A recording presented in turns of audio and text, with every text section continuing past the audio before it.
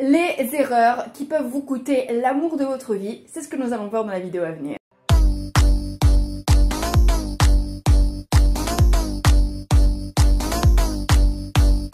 Salut mes petits chats, j'espère que ça va. Aujourd'hui je suis un peu plus casual dans ma manière de m'habiller, mais je sors de chez le coiffeur donc je me sens particulièrement en flic. Par contre, putain les gars, ça fait des années qu'il est là.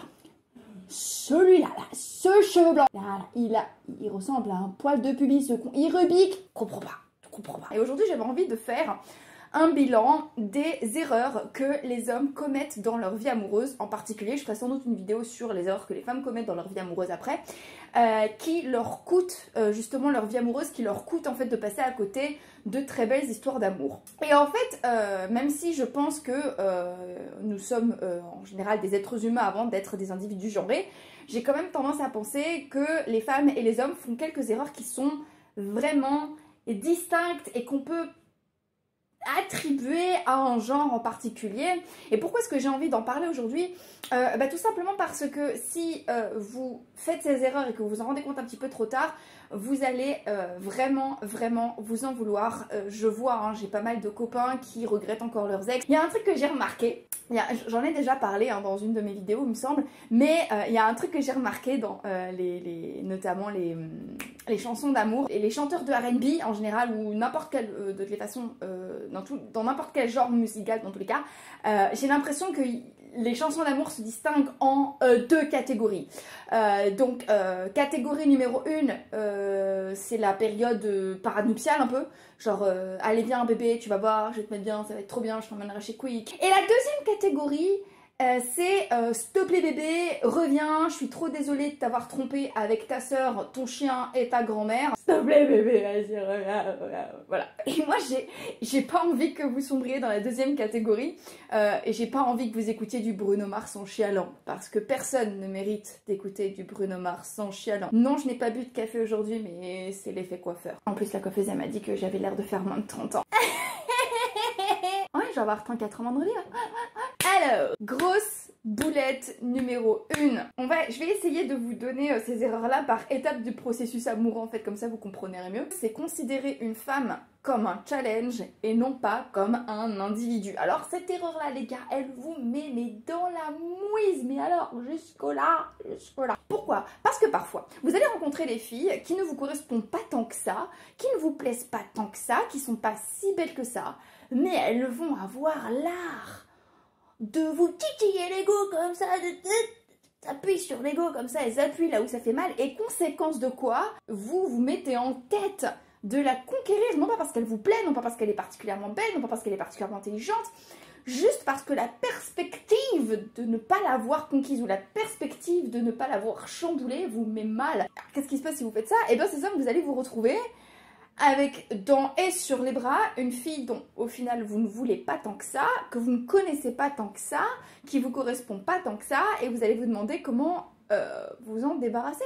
Je vois des mecs dépenser une énergie faramineuse pour essayer de séduire des filles ou une fille parce qu'ils ont envie de se prouver qu'ils sont capables et que c'est plus ils en font plus une affaire personnelle, c'est plus une affaire d'ego, et puis au final en fait ils n'ont pas tant envie que ça d'être avec elle, et du coup ils se retrouvent avec une fille auprès de qui ils se sont engagés, auprès de qui ils ont lancé des promesses, ou auprès de qui ils se sont un petit peu engagés, oui, et puis au final ils savent pas quoi faire de cet engagement parce qu'ils se rendent compte que c'est pas forcément la personne qu'il leur faut. Bon chance. Erreur numéro 2 qui est un peu une variante, et notamment là c'est quand il s'agit justement de s'engager fort ou de se lancer dans une relation, de confondre aimer quelqu'un et être amoureux. Alors, là aussi de confondre en fait aimer quelqu'un et être amoureux quelqu'un, et par conséquent baser des décisions importantes ou définitives sur des sentiments temporaires. Je vous le disais déjà dans une vidéo qui est sortie très récemment, quelle est la différence pour moi entre l'état amoureux et l'amour. Et l'état amoureux c'est quelque chose de chouette, quand on le vit c'est toujours bon, c'est bien, ça nous fait se sentir vivant, mais ce n'est pas un élément nécessaire, ce n'est pas un facteur essentiel à inclure dans les décisions que l'on prend sur le moyen long terme. Qu'il s'agisse d'avoir envie de s'engager auprès d'une fille, qu'il s'agisse d'avoir envie de se marier, qu'il s'agisse d'avoir envie d'aménager ensemble, ou qu'il s'agisse de faire un bébé à une fille, d'accord? L'état amoureux est un sentiment volatile, d'accord? C'est une sensation qui peut revenir de temps en temps dans sa vie de couple, mais c'est surtout surtout une sensation que l'on ressent dès le début de la relation. Or, l'amour est une émotion, un sentiment que l'on partage vis-à-vis de quelqu'un qui est beaucoup plus présent, beaucoup plus stable et qui, comme je le disais dans la vidéo précédente, est plutôt basé sur ce que l'on sait de la personne dont on est, dans la personne que l'on aime, et non pas sur ce que l'on suppose. Lorsque l'on est amoureux de quelqu'un, on base son attraction et on base son sentiment sur ce que l'on ne sait pas de la personne que l'on vient de rencontrer. Par conséquent, notre cerveau ayant horreur du vide, il va se mettre à combler comme ça en supposant tout un tas de choses qui peut-être n'existent pas. Donc ça, c'est pour l'erreur numéro 2. C'est là où en fait on se retrouve avec des gens qui vont très vite se marier, très vite aménager ensemble, très vite faire des enfants, et à ce moment-là, c'est ça passe ou ça casse. Soit vous êtes vraiment bien tombé, vous avez une chance incroyable d'être tombé amoureux de quelqu'un avec qui vous êtes compatible, avec qui vous pouvez créer sur le long terme à ce moment-là, tant mieux pour vous. Mais vous avez eu chaud au cul, et concrètement je dirais que c'est ce qui s'est passé avec mon compagnon. Bon, je reviendrai sur ma relation un peu plus tard parce qu'il y a quelque chose qui va peut-être vous surprendre, mais je pense n'avoir jamais été amoureuse de David. J'y reviendrai dans une vidéo suivante, dites-moi en commentaire ce que vous en pensez ou ce que vous voulez que j'en parle. Nous on est un cas très à part en ce qui nous concerne, mais c'est comme ça que vous pouvez vous retrouver comme ça, vous engager vite et fort avec quelqu'un et vous vous rendez compte assez rapidement que cette personne ne vous convient pas et vous vous retrouvez à avoir aménagé ou à avoir épousé, ou pire à être lié à vie via un bébé à quelqu'un qui vous correspond absolument pas. Ensuite, erreur suivante qui me semble l'erreur numéro 3, c'est à partir du moment où vous êtes engagé dans une relation sur le moyen long terme, prendre votre compagne, votre compagnon pour acquis. Alors cette erreur-là, je pense qu'elle est l'erreur produite par 90% des hommes, voilà. Une grande partie peut-être d'entre vous qui me regardez, vous êtes fait quitter à cause de ça. Et alors il y a un véritable problème avec ça. C'est un problème, c'est une erreur que certaines femmes peuvent commettre. Alors j'en ai commis dans des boulettes dans ma vie amoureuse, mais j'ai pas fait celle-là bizarrement. Donc en gros, à partir du moment où vous avez déployé une énergie considérable pour conquérir une femme et que cette femme effectivement vous montre des signes d'approbation, eh bien vous avez l'impression que la partie est gagnée et qu'elle ne vous quittera jamais parce qu'elle est beaucoup trop amoureuse, beaucoup trop engagée. Il y a quelque chose que vous messieurs devez savoir, ce n'est pas parce que vous avez conquis le cœur d'une femme ou que vous avez acquis l'approbation d'une femme qu'elle ne peut pas le reprendre, d'autant plus si elle est déçue de l'investissement dont vous avez fait preuve au début et si elle se rend compte après coup que l'investissement dont vous aviez fait preuve au début n'était qu'un sprint et non pas un marathon et que donc vous ne la traitez pas de la même manière après un certain temps de relation qu'au début. C'est une vraie raison pour laquelle beaucoup de femmes vous quittent. Alors le conseil que je vous donne, c'est cultiver la gratitude. Prenez parfois le temps de vous rendre compte de la chance que vous avez d'être installé dans une relation avec quelqu'un avec qui cela se passe bien. Je peux vous assurer que ce n'est pas le cas de tout le monde. Je travaille avec des hommes célibataires qui rêveraient d'avoir une petite amie à prendre pour acquise.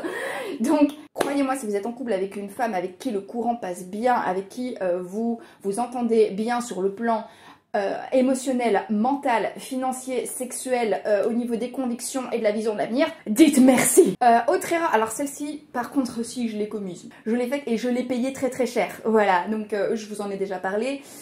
C'est tout simplement de lâcher quelqu'un que vous aimez profondément pour quelqu'un dont vous êtes amoureux, ou tout simplement de rompre en fait le contrat de départ, le contrat de confiance de départ en vous pensant tout simplement parce que vous êtes terriblement attiré par quelqu'un ou que vous vous sentez amoureux de quelqu'un alors que d'un autre côté vous avez une compagne que vous aimez. Alors ça, c'est-à-dire que vous rencontrez quelqu'un qui pour le coup vous fait vous sentir vivant, qui représente l'attrait de la nouveauté, etc. Et qu'est-ce que vous allez faire? Vous allez comparer en fait la folie des émotions qui vous traversent lorsque vous êtes en compagnie de cette nouvelle personne, dû notamment à l'attrait de la nouveauté, et puis d'un autre côté tout simplement le calme et l'harmonie de votre relation actuelle que vous allez peut-être prendre pour de l'ennui. Et ça, c'est une erreur que beaucoup de gens font. Et cette erreur, elle pue. Voilà, je vous recommande pas de le faire. Alors, deux autres erreurs que les hommes peuvent faire dans leur vie amoureuse. L'avant-dernière, c'est de ne pas quitter une femme qu'ils n'aiment plus ou de ne pas quitter une femme en sachant très bien qu'ils n'ont pas envie d'être avec elle et d'attendre en fait de laisser la relation crever bien comme il faut, donc en arrêtant de s'investir, en arrêtant d'appeler, en arrêtant d'essayer de rendre cette relation vivante, en arrêtant d'être disponible, en arrêtant de dire des mots d'amour, en arrêtant d'être vraiment proactif sur le plan sexuel, et attendre comme ça que la relation crève, et attendre comme ça que votre compagne comprenne par elle-même que cette relation pue des fesses et qu'elle s'en aille d'elle-même. Pourquoi est-ce que c'est une grosse erreur ?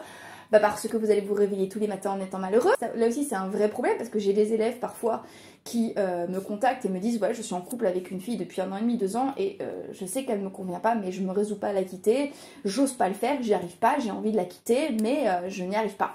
Barrez-vous bordel, je vous le répéterai jamais assez, barrez-vous si votre vie ne vous satisfait pas, barrez-vous. Mais ne tombez pas dans le piège inverse qui est donc la dernière erreur que certains hommes commettent dans leur vie amoureuse, c'est de quitter une fille sur un coup de sang, qui peut être causé par un coup de colère ou qui peut être causé par la rencontre de quelqu'un d'autre, sans avoir pris le temps de comprendre ce que vous quittez. Je vous en parlerai peut-être dans la vidéo d'après, qui sont donc les erreurs que les femmes commettent en amour, mais les femmes et les hommes n'avons pas du tout la même dynamique en période de rupture. Alors déjà, il faut comprendre une chose, c'est que la majeure partie des ruptures sont initiées par les femmes. Ceci dit, à partir du moment où un homme s'est fait quitter, ou un homme quitte, au début, il se sent libre.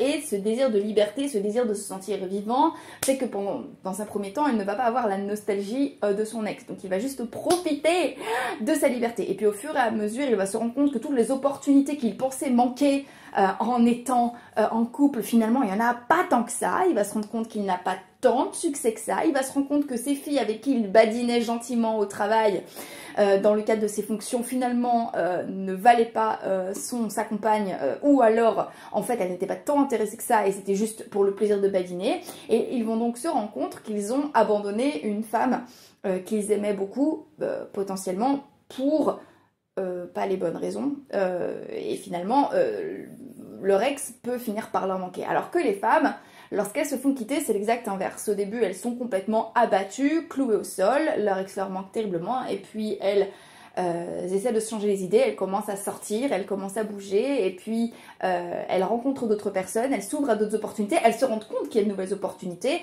et à ce moment-là, elles finissent par oublier leur ex. C'est grosso modo ce qui se passe lorsque un homme quitte une femme. Voilà, donc faites bien attention et prenez vraiment le temps de vous rendre compte et de mesurer les bons aspects de votre relation avant de quitter votre compagne. À ce moment-là, posez-vous les bonnes questions. Qui sont?